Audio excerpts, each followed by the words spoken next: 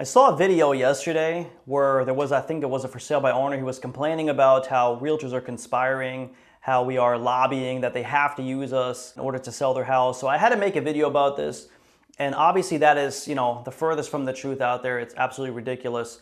And I hear and I see these videos pretty much all the time. So I had to clear the air with this. As realtors, we have the world against us, guys. We have the DOJ against us.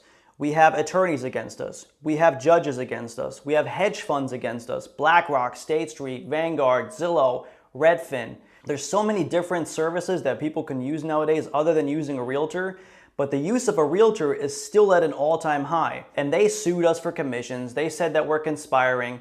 I've been negotiating my commissions from day one since I got my license. Everybody knows that real estate commissions are 100% negotiable. There's no question about it. Okay, this was all predetermined. This whole commission lawsuit was all predetermined. Behind the scenes, behind the curtains, all predetermined. It was a complete conspiracy against the realtors, to be fully honest with you, because everybody knows that real estate commissions are 100% negotiable and always have been. What they tried to do with this is make real estate commissions lower.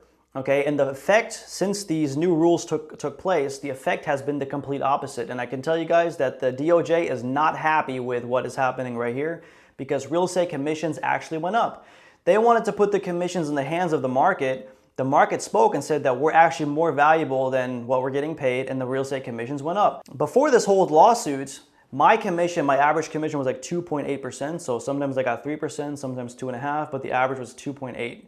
Now the average is like 3.2. So every commission I get is like at least 3%, 3.5%. That's ridiculous. This goes to show you that realtors are extremely valuable for what we bring, and commissions are not going down. Okay, it's as simple as that. Because as a commission job, our commissions are already extremely low. I mean, look at a luxury painting. Go sell a luxury painting at an auction house. They take 20, 25% commission easily.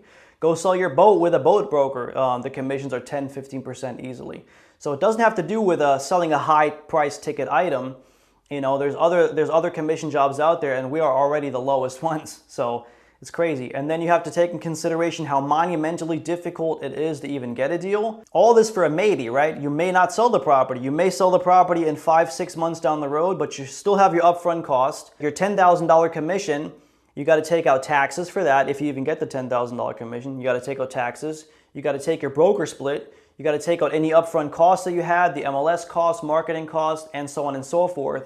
So your $10,000 commission is turning into a $5,000 commission pretty much overnight. So if you do the math on that for the 5-6 months that you took to even earn that commission, you might as well go flip burgers at Burger King because you're going to make more money there. I mean, it's ridiculous. If you don't sell, 2 or 3 homes every single month, you can't live from this. So if people say this is so easy, this is a racket and this is a way to make money, super easy, then why don't you guys get your license and do it yourself? I don't understand that. They'll figure out that it's not so easy. This brings me to the second point in that video, because he said that he had numerous interviews with agents and none of them were able to provide their value. None of them were able to effectively communicate their value, and I know that that is a problem.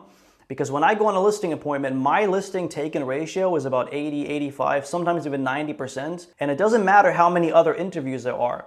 It's simply because I'm better at selling the service than other realtors. Okay, so this is a big, big problem. I don't know why you guys go on listing appointments where it's about $10,000, $20,000 worth of possible income for you guys, and you guys just wing it.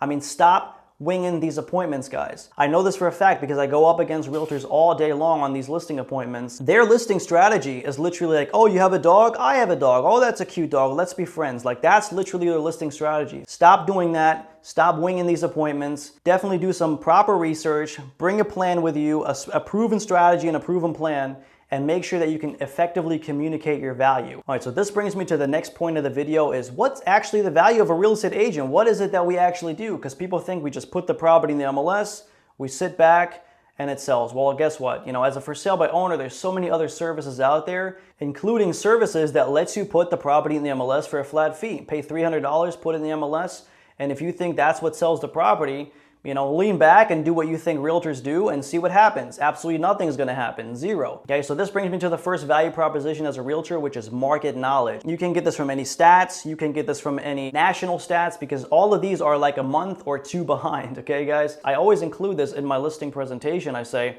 Mr. and Mrs. Seller, I tour homes in your price range pretty much all the time. When the buyer comes in, I know exactly what they're going to think. I know exactly what we should price this property. in this current market to make sure that you sell in a reasonable amount of time and you get the most amount of money that the market will bear. And that's the keyword, guys, the market will bear. Because you can have the best agent, you can have the best negotiator, you can put $1 million into marketing, and if the property is overpriced, it's still not gonna sell. So market knowledge is extremely valuable, it's extremely important. You can't get this from any stats, any national stats, Zillow, or anything like that. All right, the second thing that is extremely valuable that we agents bring to the table is contract knowledge. A lot of for sale by owners have a problem with this. They don't know what it is that they're signing. Now, we make sure that they understand the moving parts to a real estate transaction. And there's a lot of moving parts, guys. There's a lot of things that can go wrong that you don't even think about. I mean, I've seen it all. It's crazy. So we make sure that we limit your liability as an owner to make sure that you don't get sued. If that is not valuable, I don't know what is. I mean, that is ridiculous. You wouldn't go to court without an attorney, would you? So why sell a property without a realtor? It makes no sense. So limit your liability is something that is extremely important. Understand the moving parts of a real estate transaction. What can go wrong? What are the next steps to ensure that the process goes smoothly, that there's no problems? That is what we do as well. The third thing, and there's different nuances between agents, how they run their business, obviously. Some of them are really, really good at marketing the property, and they do social media, and they have a following, and they understand the algorithms that all these marketing platforms run on, and they understand the algorithms of the social media platforms, okay? This can be extremely, extremely valuable, really boost the amount of buyers that are gonna see your property, that your property is going to be in front of. Depending on market conditions, if you have a strong buyer's market where there's a lot of homes available, a big pool of homes available, you want to make sure that you have an agent that understands the algorithms and can kind of push your property forward in this huge pool of homes that are available out there. That's extremely valuable. Always ask your agent, what do you do outside of the MLS? Like, do you do social media? Do you do YouTube? Do you do videos? What is it that you do outside of the MLS that can really, really boost the property's visibility, I would say? Another question that I get asked a lot is why are commissions a percentage and not a flat fee? And there's a very, very simple answer to this. It's the same reason why your insurance company has or makes their premium based on your house's value.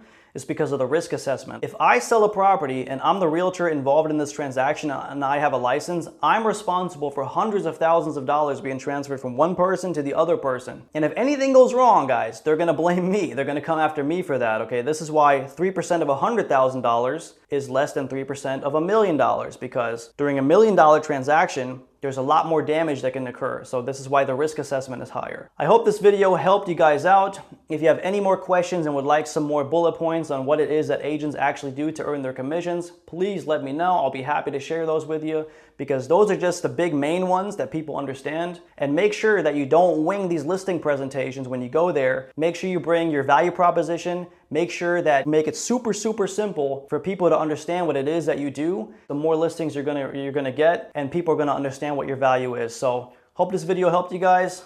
Until next time, let me know if you have any questions.